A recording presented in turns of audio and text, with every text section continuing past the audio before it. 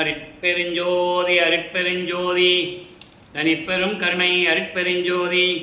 எல்லா உயிர்களும் இன்புற்று வாழ்க, வள்ளல் மலரடி வாழ்க வாழ்க, பொல்லாவரதம் குவளை எல்லாம் ஓங்குக, நல்லோர் நினைத்த நலம் பெறுக, நன்றி நினைத்த எல்லோரும் வாழ்க இசைந்து.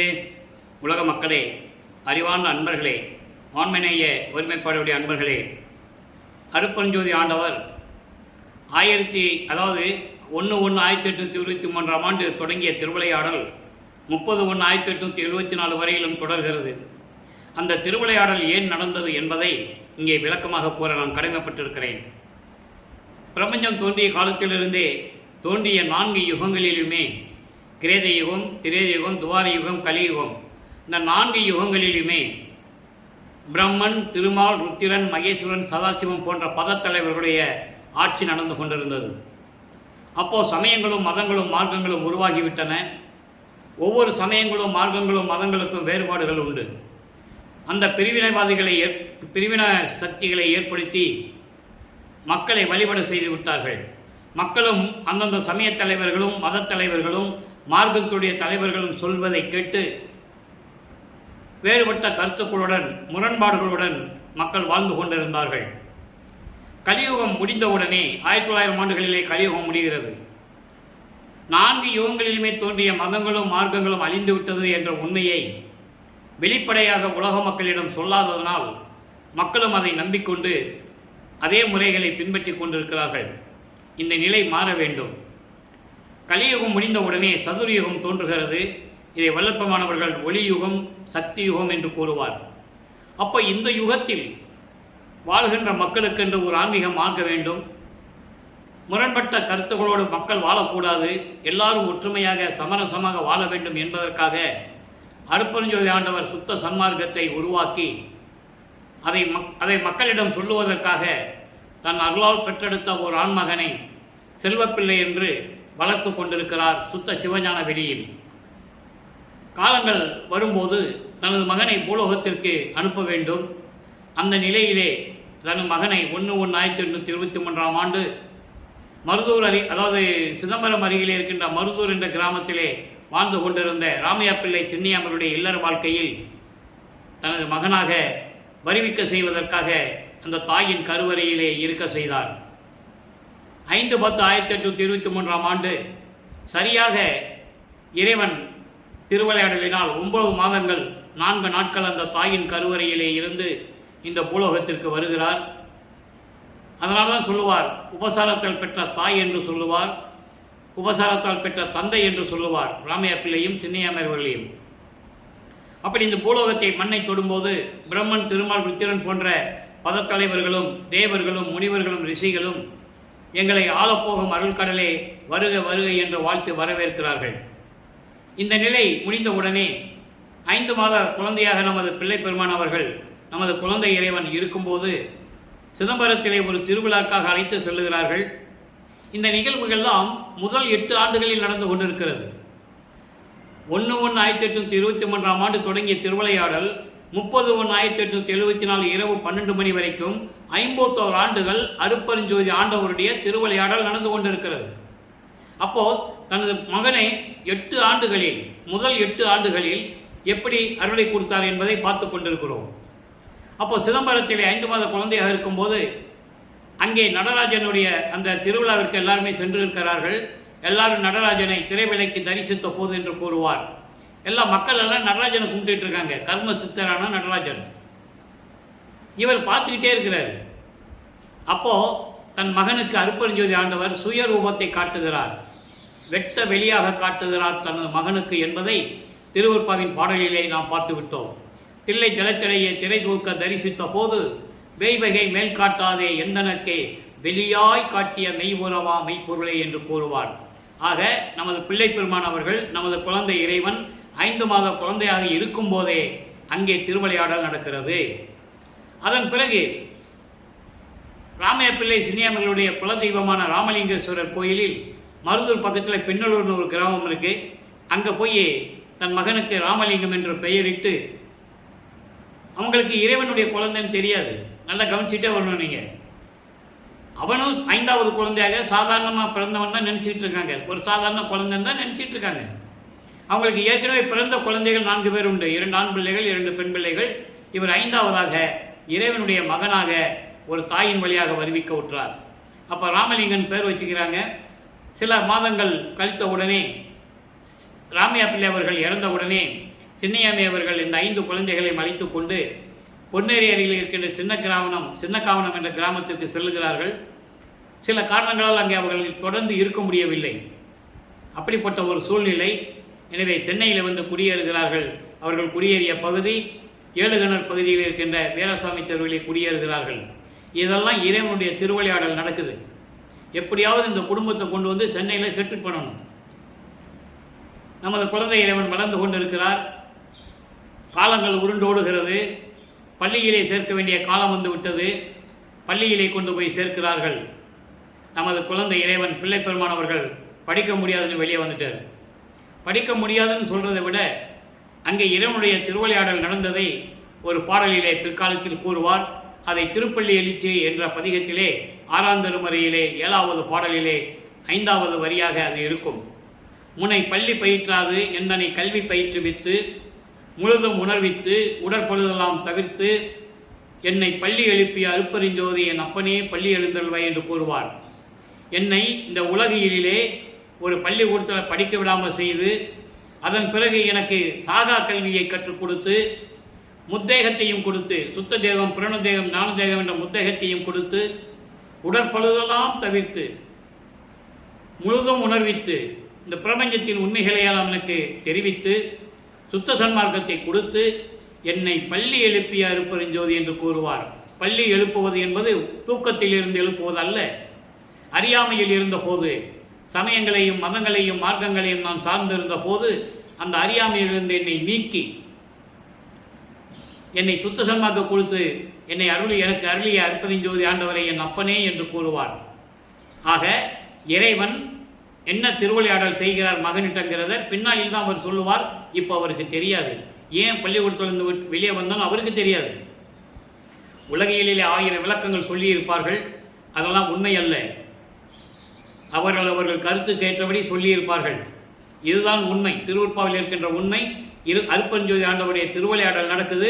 இவர் இந்த பள்ளிக்கூடத்தில் படிக்கல. அருப்பஞ்சாண்டவர் தனது மகன் இந்த உலகியலிலே இந்த சந்தை படிப்பை இந்த பயனில்லாத ஒரு படிப்பை தனது மகன் எந்த ஆசிரியரிடமும் இந்த உலகியலிலே கற்றுக்கொள்ளக்கூடாது. 2வதாக தனது மகன் யாரையும் குருவாக ஏற்றுக்கொள்ளக்கூடாது. இந்த நிலையில் திருவிளையாடல் நடந்து கொண்டிருக்கிறது. அது பிள்ளை பெருமானவர்களுக்கு தெரியாது. இது 8 ஆண்டுகள் முடிஞ்சிடுச்சு. அடுத்து 2வது 8 தொடங்குது. நம்ம அதான் பார்த்துக்கிட்டு இருக்கோம். இப்போ ஒவ்வொரு 8 ஆண்டுகளிலும் இறைவன் எப்படி தன் மகனுக்கு அருளை கொடுத்தார் அப்படின்ற திருவிளையாடலை நம்ம பார்த்துக்கிட்டு இருக்கோம். 1824ஆம் ஆண்டிலிருந்து 1840 ஆண்டுகள் வரை இந்த 16 ஆண்டுகளில் என்ன திருவிளையாடல் இறைவனுடைய திருவிளையாடல் நடந்தது, நமது பிள்ளை பெருமானுடைய நிலை எப்படி இருந்தது என்பதை திருவற்பாவின் பாடலின் மூலமாக நாம் விளக்கமாக பார்த்து கொண்டிருக்கிறோம். இப்போ 2வது 8 தொடங்குது. அதாவது 9வது ஆண்டு தொடங்குது. 8 ஆண்டு முடிஞ்சிருச்சு. இந்த புலவத்துக்கு வந்து 8 ஆண்டு முடிஞ்சிருச்சு. 9வது ஆண்டு தொடங்குது. அப்போ இறைவன் அருப்பரிஞ்சாண்டவர் இந்த பூலோகத்திற்கு வந்து தன் மகன் முன் எழுந்தருளி தன் மகன் முன் தோன்றி, மகனே கவலைப்படாதே, நீ என் மகன், என் குலத்தின் மூத்த மகன், நீ என் செல்வப்பிள்ளை, நீ உனக்கு செல்வப்பிள்ளை என்று நான் பெயரிட்டு வளர்த்து கொண்டிருந்தேன் விண்ணுலகத்திலே. உன்னால் சில காரியங்களெல்லாம் இந்த பூலோகத்தில் நடக்க வேண்டியது இருக்கிறது. அந்த விளக்கங்களெல்லாம் உனக்கு பின்னாளில் தருவேன். அதான் சொல்லுவார், முன்பருவம் பின்பருவம் காட்டி அருள் செய்வேன் என்று கூறுவார். அந்தந்த காலகட்டத்தில் உனக்கு அருள் செய்வேன், தற்போது நீ ஞானத்தை பெற்றுக்கொள் என்று சொல்லி ஞானத்தை கொடுத்துவிட்டு மறைந்து விடுகிறார். அதன் பிறகு நமது பிள்ளை பெருமானவர்களுக்கு ஒரு மறைப்பு நிலை ஏற்படுகிறது. அப்போ ஒரு இதுக்கு முன்னால் இருந்த நிலையெல்லாம் அவருக்கு தெரியாது. அருப்பரிஞ்சாண்டவர் தான் உண்மையான இறைவன் தெரியாது. இவர் வந்ததை மறைப்பு நிலையை கொடுத்துட்டு போயிட்டாரு. சுத்த சன்மார்க்கம் என்னன்னு தெரியாது. இப்போது சைவ சமயத்தின் தலைவனாகிய இவர் சைவ குலத்திலிருந்து பிறந்ததனால் வருவிக்க விட்டதனால் சைவ குலத்தின் தலைவனாகிய சிவபெருமானை இறைவனாக ஏற்றுக்கொண்டார். அப்போ சிவபெருமானுடைய ரூபத்தில் அருப்பரிஞ்சோதி ஆண்டவர் 32 ஆண்டுகள், அதாவது 4-8 வரைக்கும் எப்படி சிவபெருமான் திருவிளையாடல், அதாவது அருட்பெருஞ்சாண்டவர் அவருடைய வடிவில் எப்படி திருவிளையாடல் செய்கிறார் என்பதை தான் இந்த பாடலிலே நாம் பார்த்து கொண்டிருக்கிறோம். இப்போ 1ஆம் திருமுறை உருவாகிறது. ஏற்கனவே சில பதியங்களுடைய விளக்கங்களை நாம் பார்த்திருக்கிறோம். சிவனேச வெண்பா, வடிவுட மாணிக்க மாலை, திருவள் முறையீடு போன்ற பதியங்களை நாம் பார்த்து விட்டோம். இப்போ மகாதேவ மாலை என்ற பதிகத்தில் இருக்கின்ற பாடலுடைய விளக்கங்களை நாம் பார்த்து கொண்டிருக்கிறோம். 1ஆம் திருமுறை 9வது ஆண்டிலிருந்து 12 ஆண்டுகளுக்குள் சிவபெருமானை எப்படி வழிபடுகிறார், சிவபெருமானுடைய உருவம் எப்படி இருந்தது, அவர் எப்படிப்பட்டவர் என்பதை மகாதேவ மாலையிலே 100 பாடல்களிலே கூறியிருக்கிறார். இதுவரை 14 பாடல்களை பார்த்திருக்கிறோம். இன்று 15வது பாடல். நல்லா கவனிக்கணும். இவர் சைவ சமயத்தில் இருக்கிறாரு, சிவபெருமானை வழிபடுறாரு, திருநீரை பூசிக்கிறாரு, உத்தராட்சமணியை கழுத்தில் மாட்டியிருக்கிறாரு, நமச்சிவாயா, சிவாய நம, ஓம் சிவாயா, சிவா சிவான்னு மந்திரங்களை சொல்லிகிட்டு இருக்கிறார். சொல்லிக்கிட்டு இருக்கணும் அவர். அதான் இறைவனுடைய திருவிளையாடல். இதில் இருந்துட்டு அதுக்கப்புறம் சுத்த சன்மார்க்கத்தை தன் மகனுக்கு கொடுக்கும்போது இதெல்லாம் பயனற்றது, இதெல்லாம் தேவையில்லாதது, உலக மக்கள் தெரியாமல் சமயங்களிலும் மதங்களிலும் ஈடுபட்டு கொண்டிருக்கிறார்கள் என்ற நிலையை தன் மகன் வாயால் இந்த உலக மக்களுக்கு சொல்ல வேண்டும். இதுதான் திருவிளையாடலுடைய கான்செப்ட். இப்போ சிவபெருமானை என்ன சொல்றார் மகாதேவ மாலையில கவனிங்க. சகலமாய், முதல் பாடல் மட்டும் சொல்லிடுறேன், அதுக்கப்புறம் விளக்கம். சகலமாய், கேவலமாய், சுத்தமாகி, சராசரமாய், அல்லாவாய், தானே தானாய், அகலமாய், குறுக்கமாய், நெடுமையாகி, அவை அனைத்தும் அணுகாத அசலமாகி, இகழ் உறாத துணையாகி, தனியாகி, என் குணமாய், என் குணத்து எம் இறையாய். நல்லா கவனிக்கணும். இப்போ சிவபெருமான் தான் கடவுள்னு சொல்லுவார். சுத்த சன்மார்க்கத்தை வாங்கின பிறகு அருட்பெருஞ்சோதி ஆண்டவர் தான் கடவுள், சிவபெருமான் சைவ குலத்தின் தலைவன் சொல்லிடுவார். அதை தான் நீங்கள் கவனிக்கணும். ஏன்னா இது வரைக்கும் பிரபஞ்சம் தோன்றிய காலத்திலிருந்தே அருட்பெருஞ்சோதி ஆண்டவர் யாருன்னு யாரும் சொல்லலை. ஆதி சிவன் என்று சொன்னார்கள். அவனை, ஆதி சிவனை சைவ சமயத்தின் தலைவனாக்கினார்கள். திருமாலை வைஷ்ணவ சமயத்தின் தலைவனாக்கினார்கள். இப்படி ஒவ்வொரு தலைவனுக்கும் தலைவனாக்கிவிட்டு கொண்டிருந்தார்கள். கௌபால சமயத்தின் தலைவன் முருகன், இப்படி காணாவத்தினுடைய தலைவன் விநாயகன், இப்படி ஒவ்வொன்றுக்கும் சமய தலைவர்களை உருவாக்கினார்கள். ஆனால் அருட்பெருஞ்சோதி ஆண்டவர் தான் உண்மையான கடவுள் என்பதை இந்த பிரபஞ்சத்திற்கு யாருமே தெரியப்படுத்தவில்லை. காரணம், அவங்களுக்கு தெரியாது. அதனால் பிரபஞ்சத்தின் உண்மைகளை, உண்மையான சம்பவங்களை சொல்ல முடியாது. கற்பனைகளாலும் கதைகளால் தான் சொல்ல முடியும் என்பதை திருவற்பாவிலே வல்லற்பமன் அவர்கள் தெளிவான கூறியதை இன்று நாம் பார்க்க போகிறோம். அப்படி என் குணமாய், என் குணத்தையும் இறையாய், அப்போ சிவபெருமான கடவுள்னு சொல்றாரு. என்றும் உகலிலா தன்னருள் கொண்டு உயிரையெல்லாம் ஊட்டி வளர்த்திடும் கருணை ஓவா தேவே. இது பாடல். இப்போ இந்த பாடல் பாருங்க. சகலமாய், கேவலமாய். சகலமாய் என்பது அதாவது சகச நிலை என்று சொல்லுவார்கள். சகலமாய் என்பது ஒரு சகச நிலை. சகச நிலை என்பது அதாவது வெளிப்படையான ஒரு நிலை. சகலமாய் என்பது வெளிப்படையான ஒரு நிலை. கேவலமாய் என்பது ஒரு மறைப்பு நிலை. கேவலமாய் என்பது ஒரு மறைப்பு நிலை. இப்படி வெளிப்படையான நிலையிலும், வெளிப்படையாக இருக்கின்ற நிலையிலும், அதாவது மறைப்பு நிலையிலும், சுத்தமாகி அதாவது புனிதமான ஒரு நிலையிலும், சரா அசரமாய் அதாவது அசையும் அசையா, அசையும் அசையா பொருள்களில் விளங்கக்கூடிய, அசையும் பொருள், அசையா பொருள். அப்புறம் அசையும் பொருள் என்னது? உயிரினங்கள். இப்படி விளங்கி கொண்டிருக்கின்ற இறைவனாகவும், இதுவும் இல்லாமல் அருவமாகவும், தனிப்பட்ட முறையிலும் தானே தானாகவும், அதாவது சிவமயமாகவும், அகலமாய், குறுக்கமாய், நெடுமையாகி. அப்படின்னா என்ன அர்த்தம்னா, அகலம், குறுக்கு, நெடுக்குன்னா அளவில் சொல்றது, நம்ம அளவுகோல் எடுத்து அளவுறது. அப்படி அளவிட முடியாத நிலையில் இருக்கின்ற, அகலமாக இருக்குது, குறுக்கமாக இருக்குது, நெடுக்கமாக இருக்கிறதுன்னு சொல்லாம அளவிட முடியாத நிலையில் இருக்கின்ற இறைவன். அப்படிப்பட்ட இறைவன் இவை அனைத்தும் நெருங்க முடியாத அசலாகி. அசலாகி என்றால் உண்மையாகி, ஒரிஜினல், டூப்பு கிடையாது, ஒரிஜினலாக இருக்கின்ற இறைவன் சொல்றாரு. அந்த மாதிரி அசலாகி, இகழ்வுறா துணையாகி, உயிரினங்களுக்கு ஒரு வெறுப்பு இல்லாத துணையோடு இருக்கின்ற இறைவனாகி, தனியாகி. தனியாகி என்பது ஏகனாகி. ஏகன் அநேகன் என்று சொல்லுவார் அருட்பெருஞ்சோதி ஆண்டவரை. அப்படி ஒரு தனிப்பட்ட ஒருவனாகி ஏகனாகி என் குணமாய். இறைவனுக்கு 8 குணங்கள் உண்டு. இறைவனுக்கு 8 குணங்கள் உண்டு. இப்போ இது சிவபெருமானுக்கு சொல்லுவார். சுத்த சன்மார்க்கத்தை வேணும் பிறகு அருப்பொருஞ்சி ஆண்டவர் தான் என் குணம் இறைவன் என்று சொல்லுவார். தன்மயத்தனாதல், தூய்மனாதல், இயற்கை உணர்வினாதல், முற்றிலும் உணருதல், இயற்கையாகவே பாசங்களை நீக்குதல், முடிவில் ஆற்றல் உடைமை, பேரின்ப உடைமை, வரம்பில் இன்ப உடைமை என்று சொல்லுவார். 8 குணங்கள் இறைவனுக்கு உண்டு. அந்த 8 குணங்களோட தத்துவத்தோடு இருக்கின்ற அமைப்பு தான் சத்தியஞான சபை எண்குண அமைப்பிலே அமைக்கப்பட்டது என்பதை இங்கே பதிவு செய்ய கடமைப்பட்டிருக்கிறேன். அப்படி நிலையில் இருக்கின்ற இறைவன்,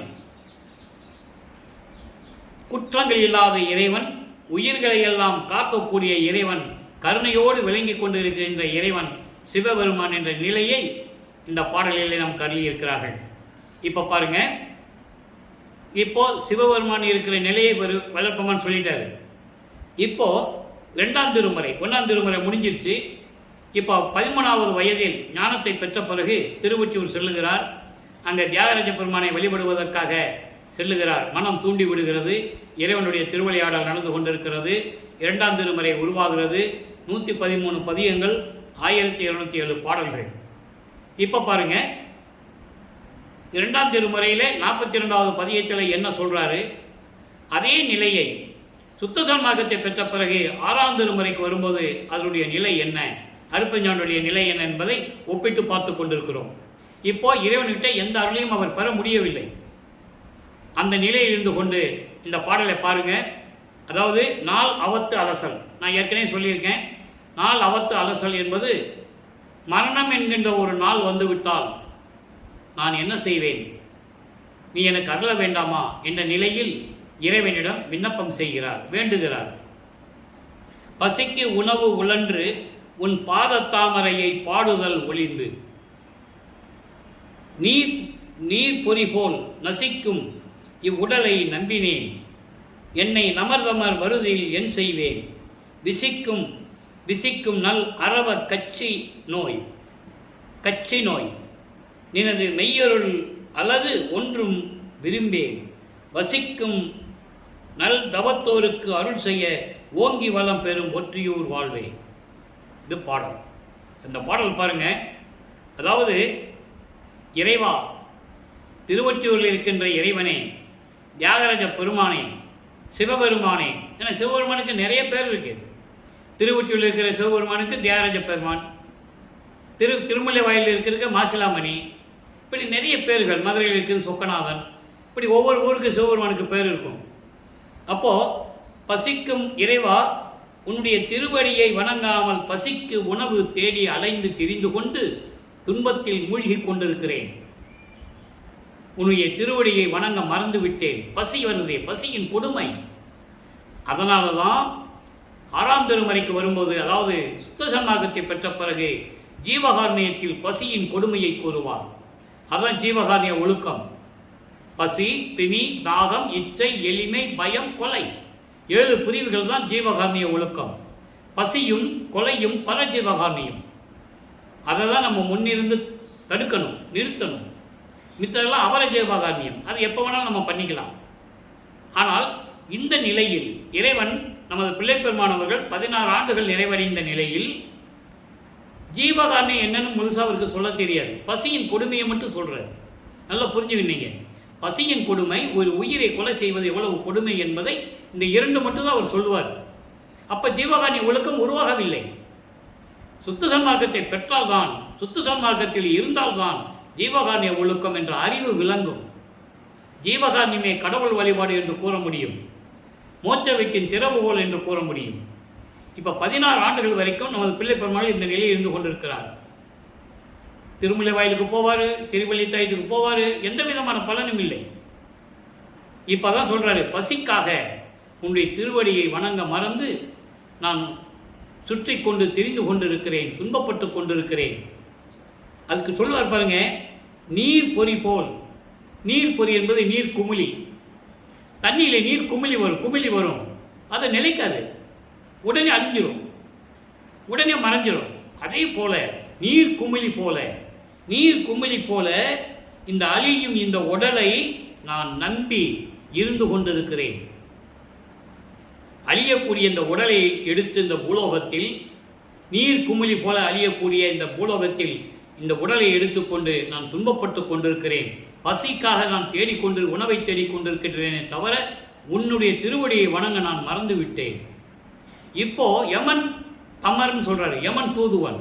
இப்போ யமன் தூதுவன் வந்துவிட்டால் நான் என்ன செய்வேன்? யமன் தூதுவன் வந்துவிட்டால் நான் என்ன செய்வேன்? என்ன செய்ய முடியும்? நீ எனக்கு எந்த விதமான அருளையும் கொடுக்கலையே, அப்போ நான் என்ன செய்வது?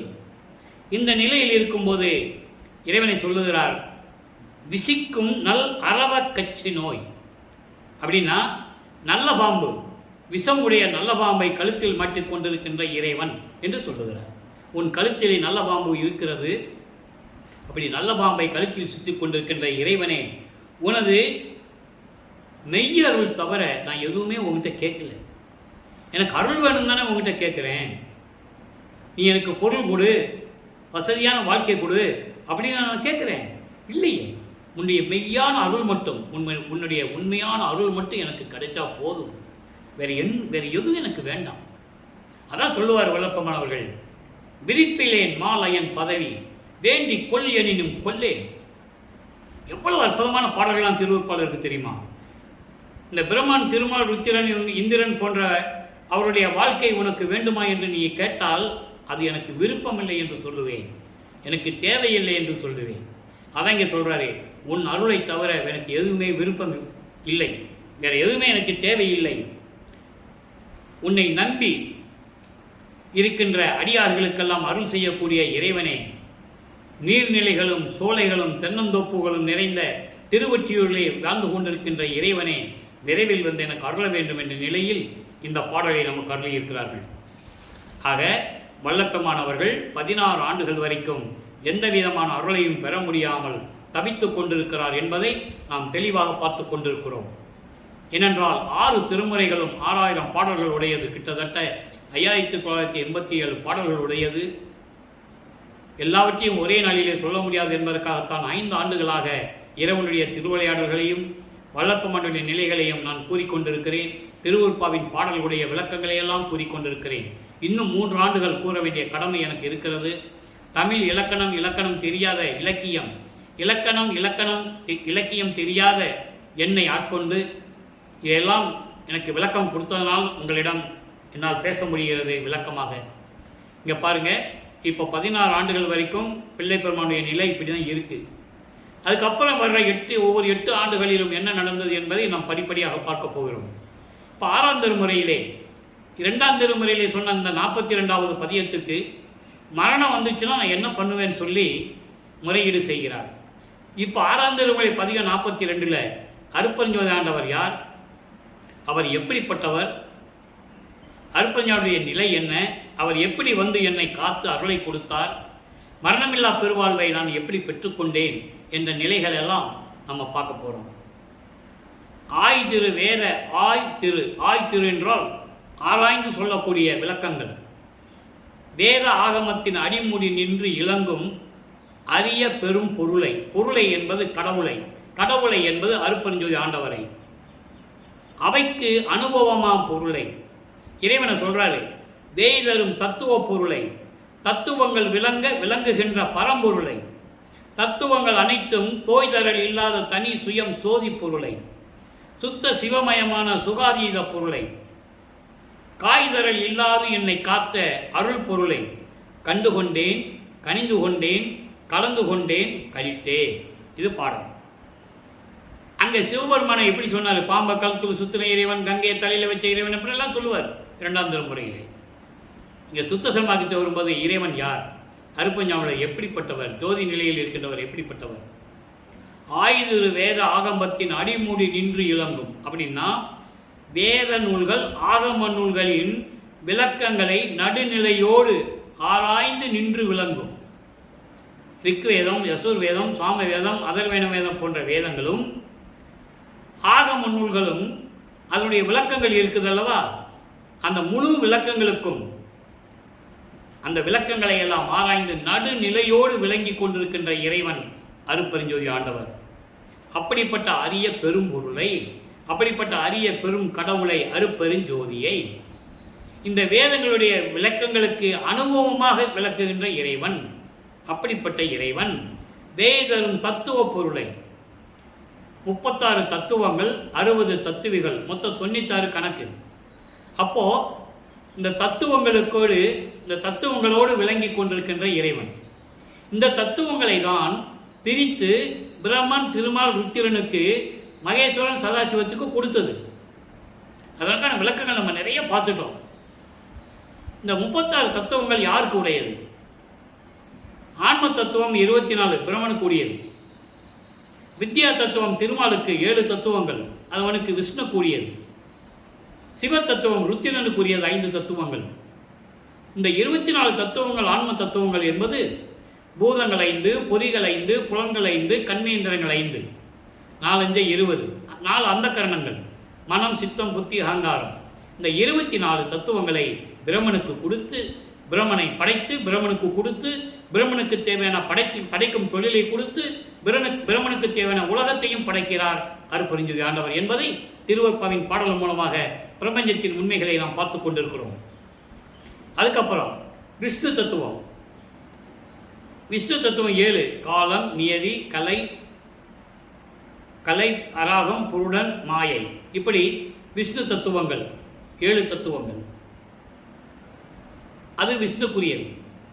ருத்ர தத்துவம் 5: விந்து, நாதம், ஈஸ்வரம், சதாக்கியம், சுத்த வித்தை. 36 தத்துவங்களுக்கு 3 வரை கொடுத்துட்டார். இந்த 36 தத்துவங்களுக்கு உள்கருவிகள் இருக்கு 60. அதில் 30 மகேஸ்வரனுக்கு, 30 சதாசிவனுக்கு. இப்படி தத்துவங்களோடு விளங்கி கொண்டிருக்கின்ற இறைவன், அந்த தத்துவங்கள் விளங்குகின்ற பரம்பொருள் அருட்பெருஞ்சோதி ஆண்டவர். அப்படிப்பட்ட இறைவன் தத்துவங்கள் அனைத்தும் அழியாமல் இருந்து, தத்துவங்களை எல்லாம் அழியாமல் இருந்து சிறந்து விளங்கக்கூடிய சுயம் ஜோதி பொருளை, சுயமாக தோன்றிய இறைவன், ஆதியம் அந்தமில்லா இறைவன், சுயமாக தோன்றிய இறைவன். அதனால தான் இறைவனை சொல்லுவார் தாயில் முளைக்காதவனை என்று சொல்லுவார். ஒரு தாயில் வைத்திருந்து அவன் பிறக்கவில்லை, சுயமாக தோன்றிய இறைவன் என்ற நிலையை இங்கே வல்லப்பமானவர்கள் தெளிவாக நமக்கு அருள்கிறார்கள்.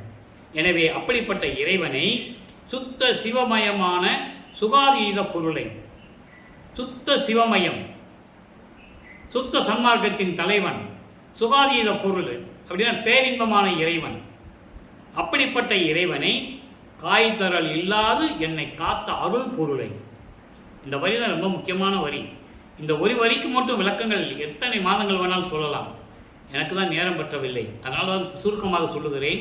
காய்தரல் இல்லாது என்னை இந்த பூலோகத்திற்கு வரவைக்க செய்து ஒரு தாயின் மூலியமாக 32 ஆண்டுகள் என்னை சைவ சமயத்திலே இருக்க செய்து, திருவிளையாடல்கள் செய்து, அதனால் நான் ஏற்கனவே பல இன்னல்களை சந்தித்து, இப்படி இருந்தும் கூட என் மீது வெறுப்பு காட்டாமல், காய்தரல் இல்லாது என்பது என் மீது வெறுப்பு இல்லாமல், என்னை வெறுக்காது, மகனே என்று சொல்லி என்னை காத்து அருள் செய்த அருள் பொருளை, அருளோடு விளங்கி கொண்டிருக்கின்ற அருட்பெருஞ்சோதி ஆண்டவரை கண்டுகொண்டேன், கனிந்து கொண்டேன், கலிந்து கொண்டேன், கலித்தேன்.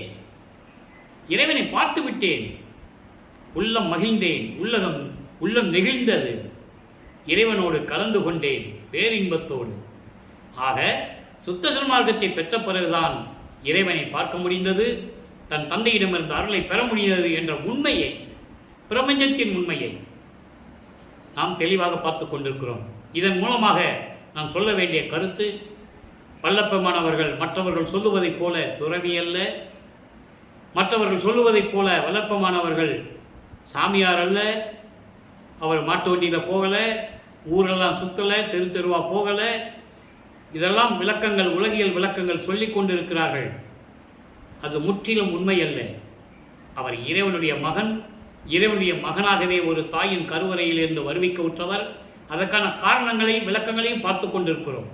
சுத்த சன்மார்க்கத்தை உலக மக்களிடம் சொல்லி, உலக மக்களை எல்லாம் சுத்த சன்மார்க்கத்தில் இணைத்து, உலக மக்களும் மரணமில்லா பெருவாழிலும் நோயற்ற வாழ்விலும் வாழ வேண்டும், இன்புற்று வாழ வேண்டும் என்பதற்காகவே என்னை எனது தந்தை இந்த கலியுகத்திலே என்னை வருவிக்க செய்தார் என்று பாடலிலே கூறுகிறார். வல்லப்பமான் வரிபெற்றது கலியுகம். 1823ஆம் ஆண்டு 5/10/1823ஆம் ஆண்டு கலியுகம். 1900 ஆண்டுகளில் கலியுகம் முடிந்து விட்டது. 1874ஆம் ஆண்டு தந்தையோடு இணைந்து இறைவனாகிறார். அதன் பிறகு 27 ஆண்டுகள் கழித்து தான் கலியுகம் அழிகிறது, கலியுகம் முடியுது, கலியுகம் அழிந்து போகுது. அதனால்தான் தன்னுடைய அணுக்கத் தொண்டராகிய கல்பட்டையா அவர்களிடம், நீ கலியுகம் கழிந்துதான் நீ சமாதியாக வேண்டும், அதுவரை 27 ஆண்டுகள் நீ தர்மசாலையை நடத்த வேண்டும், அதன் பிறகு என் தந்தையின் அறிவுரையின்படி இந்த சாலை எப்படி நடக்கும் என்பதை நான் பார்த்து கொள்ளுகிறேன் என்று சொல்லி தர்மசாலையின் சாவியை அவர்கிட்ட கொடுக்குறார். தர்மசாலையை நடத்திட்டு வாங்க. இதெல்லாம் விளக்கங்கள் திருவருட்பாவிலே இருக்குது. மக்களிடம் யாரும் சொல்லாததினால் மக்களுக்கு தெரியாது. அதான் உண்மை. ஆக நமது பிள்ளைப்பெருமான் அவர்கள் இறைவனுடைய மகன் என்பதை நான் இன்னும் ஒரு பாடலில் இருப்பதை நான் விளக்கி சொல்ல வேண்டியது எனது கடமை. நான் ஏற்கனவே கூறியது போல போகிற போக்கில் எல்லாத்தையும் சொல்லிட்டு போகிறதுக்கு நான் தயாராக இல்லை. நல்லா கவனிங்க. இறைவனுடைய மகன் எப்படி சொல்கிறாரு? 110வது பதிகம் தனித்திரு அலங்கல் என்ற பதிகத்திலே, அதாவது 149வது பாடலில் 149வது பாடலில் 5வது வரியில் சொல்லுவார். நான் பாடலோடு சொல்கிறேன், எத்தனாவது வரின்னு சொல்கிறேன். ஏன் இது விளக்கம் சொல்கிறேன்னா, மக்களுக்கு உண்மை தெரியணும். உண்மை தெரியணும். வல்லப்பமான இறைவனுடைய மகன் என்றும் அவர் ஏன் இந்த பூலோகத்துக்கு வருவிக்கவுற்று 51 ஆண்டுகள் உலக மக்களிடையே உலாவிக் கொண்டு இருந்தார் என்பதையும், அந்த உண்மைகளெல்லாம் உலக மக்களுக்கு தெரியணும். அதனால்தான் பாடலின் மூலமாக நாம் பார்த்து கொண்டிருக்கிறோம். அந்த 5வது வரி பாருங்க. மைந்தன் என்று என்னை ஆண்டவனை, என்னை காத்த இறைவன் சொல்வார்கள், சொல்லதை நம்ம பார்த்தோம். இதில் சொல்றாரு, மைந்தன் என்று என்னை ஆண்டவனை, எனது மகனே, எனது மகன் என்று என்னை ஆட்கொண்டவனை. அப்ப அவர் யாரு? இறைவனுடைய மகன் தானே. சாமியாரா? துறவியா? இல்லை. 5 தொழில்களை செய்து கொண்டு 30/1/1974 இரவு 12 மணி வரையிலே 12 மணியிலிருந்து இந்த பிரபஞ்சத்தை காத்து கொண்டிருப்பவர் அருட்பெருஞ்சோதி ஆண்டவராகிய நமது பிள்ளைப்பெருமானவர்கள், வல்லற்பமானவர்கள் என்பதை நீங்கள் புரிந்து கொள்ள வேண்டும். மைந்தன் என்று என்னை ஆண்டவனை, என்னை ஆட்கொண்டவனை, என் தந்தை அருட்பெருஞ்சோதியை, எல்லாம் வல்ல நாயகன். அவன்தான் நாயகன், சுத்த சன்மார்க்கத்தின் நாயகன், சுத்த சன்மார்க்கத்தின் தலைவன். அப்படிப்பட்ட இறைவன் நல்ல சீர் உடையவன், நல்ல சீர் உடையான், நல்ல சீர் உடையான், அருள் புகழ் உடையவன், அருள் புகழோடு விளங்கி கொண்டிருக்கின்ற இறைவன் அருட்பெருஞ்சோதி ஆண்டவர். அப்படிப்பட்ட இறைவனுடைய மகன் நான், மகனே என்று ஆண்டு கொண்டான் என்னை சொல்லிட்டு சொல்றாரு. அந்தனான், அந்தனாலன்னா அந்தனன் சொல்றாங்கல்ல, அந்தனா இறைவன் என்று பொருள். அந்தனலான் அப்படின்னா அருளோடு விளங்கக்கூடிய இறைவன், மெய் அறிவு உடையவன், மெய் அறிவு உடையவன், மெஞ்ஞானம் கொண்ட இறைவன். நல்லா கவனிக்கணும். நான் ஏற்கனவே பல விளக்கங்கள் கொடுத்துருக்கிறேன். ஞானம் வேற, மெஞ்ஞானம் வேற. ஞானம் என்பது சமயங்களையும் மதங்களையும் மார்க்கங்களையும் சார்ந்து கொண்டிருக்கும் போது கிடைக்கின்ற இறைவனுடைய அருள் ஞானத்தோடு விளங்கும். அந்த ஞானம் என்பது கர்ம சித்தி யோக சித்திகளோடு நின்றுக்கும். பிரபஞ்சத்தோடைய அத்தனை முனிவர்களும் ரிஷிகளும் கர்ம சித்தி யோக சித்தியில் இருந்தவர்கள் தான். அப்படிப்பட்ட ஒரு சித்தன் தான் நடராஜன், கர்ம சித்தர் என்று சொல்லுவார் பிள்ளைப்பெருமானவர்கள். அதுக்கான விளக்கங்கள்லாம் நிறைய இருக்கு. ஆக இந்த நிலைகளெல்லாம் இருக்கின்றவர்கள் எல்லாம் ஞான சித்தி பெற்று வரவில்லை. அதை திருவுந்தியார் பதிகத்திலே அருட்பெருஞ்சோதி ஆண்டவருடைய, அதாவது 6ஆம் திருமுறையிலே 64வது பதிகம் திருவுந்தியார்னு ஒரு பதிகம் இருக்கு. அதில் 10வது பாடலில் சொல்லுவார், முத்தியை பெற்றேன், அம்முத்தியினால் ஞான சித்தியை உற்றேன். அதாவது சமயங்களையும் மதங்களையும் மார்க்கங்களையும் இருக்கிற வரைக்கும் எனக்கு முத்தின்ற ஒரு நிலை தான் இருந்தது. எல்லாருமே முத்தி நிலையோட போனவங்க தான் இந்த பிரபஞ்சத்தில். நானும் சமயங்களையும் மதங்களையும் மார்க்கங்களையும் சேர்ந்த போது எனக்கு முத்தி என்ற ஒரு நிலை மட்டும்தான் இருந்தது. அதுக்கப்புறம் என் தந்தை அருட்பெருஞ்சாண்டவர் என்னை ஆட்கொண்ட பிறகு, சுத்த சன்மார்க்கத்தை பெற்ற பிறகு எனக்கு ஞான சித்தியை பெற்றேன், முத்தியை பெற்றேன், அதனால் ஞான சித்தியை உற்றேன். சித்த நானேன் என்று உந்திப்பெற எல்லா அருளையும் பெற்றுக்கொண்டேன், நான் கடவுளாயிட்டேன்னு சொல்றார். இதை அகவலையும் சொல்லுவார், அருட்பெருஞ்சோதி அகவலையும் சொல்றாரு. முத்தி என்பது நிலை முந்தொரு சாதனம். முத்தி என்பது ஒரு சாதனம் தான், நல்லா புரிஞ்சுக்கணும் நீங்கள். அதுக்கப்புறம் சித்தி என்பது நிலை சேர்ந்த அனுபவம். நிலை சேர்ந்த அனுபவம் என்பது இறைவனுடைய சேர்கின்ற அனுபவம் தான் சித்தி. அந்த சித்தி ஞான சித்தி. இந்த விளக்கங்களை மக்களுக்கு விளக்கி சொன்னாதான் தெரியும். பொதுப்படையாக சித்தி முத்தின்னு சொல்லிட்டு போனால் தெரியாது அவங்களுக்கு. ஏன்னா அவங்க அறியாமையில் இருந்து கொண்டிருக்கிறார்கள். அதனால தான் வல்லப்பெருமான் தெளிவாக நமக்கு பாடலிலே கூறுகிறார். அப்படி மெய்யறிவு உடையவன், மெஞ்ஞானம் உடையவன், இந்த பிரம்மனுக்கும் திருமாலர் ருத்திரன் போன்ற தேவர்களுக்கும் பதத்தலைவர்களுக்கும் இந்திரனுக்கும் மெஞ்ஞானம் இல்லை என்பதை ஒரு பாடலிலே கூறுவார். நான்முகத்தோனும் திரு நெடுமாலும் மெஞ்ஞானம் என்னும் வான்முக கண்கொண்டு காணாமல் தேடி நின்றார் தம் உருமாறியும். இறைவனுடைய அடிய முடிய மெஞ்ஞானம் இருந்தால் இருந்த இடத்துலேருந்தே பார்த்துருக்கலாம் இல்லையா? அவங்களால பார்க்க முடியல. அதான் மெஞ்ஞானம் இல்லைன்ற. மெஞ்ஞானம் இல்லாதனால தான் உருமாறி பிரம்மன் உருமாறுகிறான் அன்னப்பறவையாக, திருமால் உருமாறுகிறான் பன்றியாக. அதுக்காக ஒரு அவதாரமே எடுத்தான். அருட்பெருஞ்சோதி ஆண்டவருடைய திருவடியை பார்க்கறதுக்கு ஒரு அவதாரமே எடுத்தான், வராக அவதாரம். அதை நீங்கள் புரிஞ்சுக்கணும். வராக அவதாரத்தில் என்ன நடந்தது? கிரேத யுகத்தில் மச்ச கூர்ம வராக வாமன நரசிம்ம பரசுராம 6 அவதாரங்கள். திரேத யுகத்தில் ஒரே ஒரு அவதாரம் தான், ராமன் அவதாரம். தோபர யுகத்தில் கிருஷ்ணனும் பலராமன். கலியுகத்தில் கலியுகம் மொத்தமே 5000 ஆண்டு தான். கலியுகம் தொடங்கும் போது அயக்கிரிவ அவதாரம் முடிஞ்சிருச்சு. அயக்கிரிவ அவதாரம் என்பது பிராணவாயுவை கழுத்தில் சுற்றி கொண்ட ஒரு அவதாரம். அவன் திருமால் பிராணவாயை கழுத்தில் சுற்றிக்கிட்டானா மற்ற உயிர்கள் எப்படி வாழும்? உயிர்கள் வாழ்வதற்கு பிராணவாயு தேவை. இந்த விளக்கங்கள் எல்லாம் சுத்த சன்மார்க்கத்தில் விளங்கும். இப்போ சொல்ல முடியாதுன்னு வல்லப்பெருமான் கூறிட்டாரே. இந்த வள்ளலார் ஊழியனுக்கு மட்டும் ஒரு சில விளக்கங்களை என் அறிவுக்கு எட்டியவரை கூறியதனால் நான் கூறுகிறேன், அவ்வளோதான். ஆனால் முழு விளக்கம் நமக்கும் தெரியாது. அது சுத்த சன்மார்க்க காலத்தில் விளங்குன்னு சொல்லிட்டாரு. அதனால் இப்போ யாருக்குமே தெரியாது. ஒரு சில விளக்கங்கள், இந்த பிராணவாயுன்னா என்ன, அதை ஏன் திருமால் கழுத்தில் சுற்றிக்கிட்டான், பிராணவாயுவை இவன் மட்டும் சுற்றிக்கிட்டான்னா உயிரினங்கள் எப்படி வாழும்? அப்போ அதை ரிலீஸ் பண்ணணும்னா அந்த அவதாரத்தை முடிக்கணும். இப்படியெல்லாம் சில விஷயங்கள் நடந்தது. ஆக அப்படிப்பட்ட இறைவன், மெஞ்ஞானமுடைய இறைவன். அதுக்காக தான் இவ்வளவு விளக்கம் சொல்கிறேன். மெஞ்ஞானம்னா என்ன? சுத்த சன்மார்க்கத்தில் இருந்தால்தான் மெஞ்ஞானம் விளங்கும், அந்த அறிவு விளங்கும், இறைவனுடைய தன்மை விளங்கும், இறைவன் யார் என்ற நிலை விளங்கும். அப்போ நம்ம எல்லாம் சுத்த சன்மார்க்கத்தில் இருக்கணும்.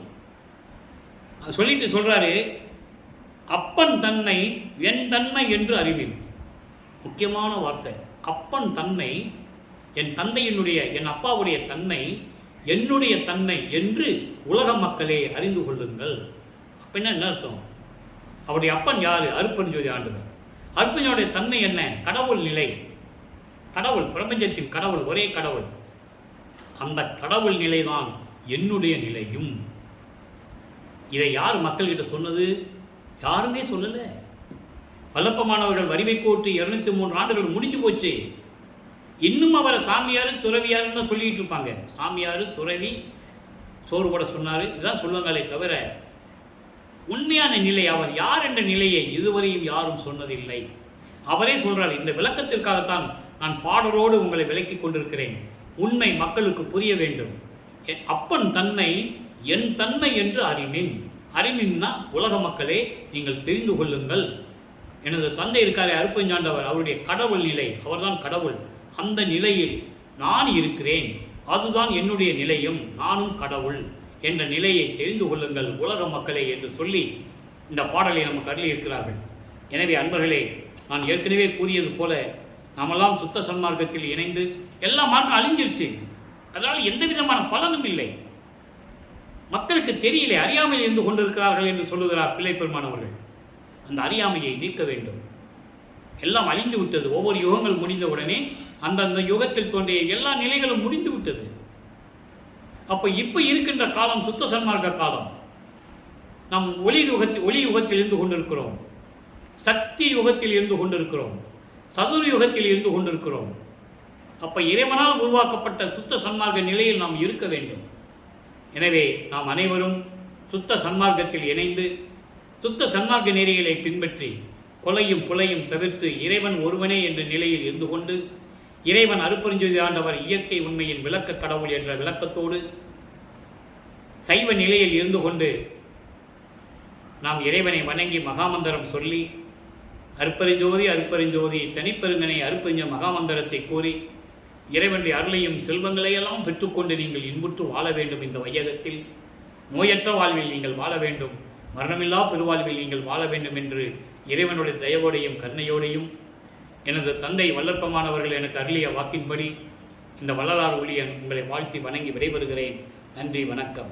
அருட்பெருஞ்சோதி அருட்பெருஞ்சோதி தனிப்பெருங்கருணை அருட்பெருஞ்சோதி. தினமும் இறைவனுடைய திருவிளையாடல் வந்து கொண்டிருக்கும். பார்த்து மகிழ்ந்து கண்டு இறைவனுடைய அருள்நிலையை தெரிந்து கொண்டு நீங்கள் இறைவன் அருளை பெற்றுக் கொள்ளுங்கள்.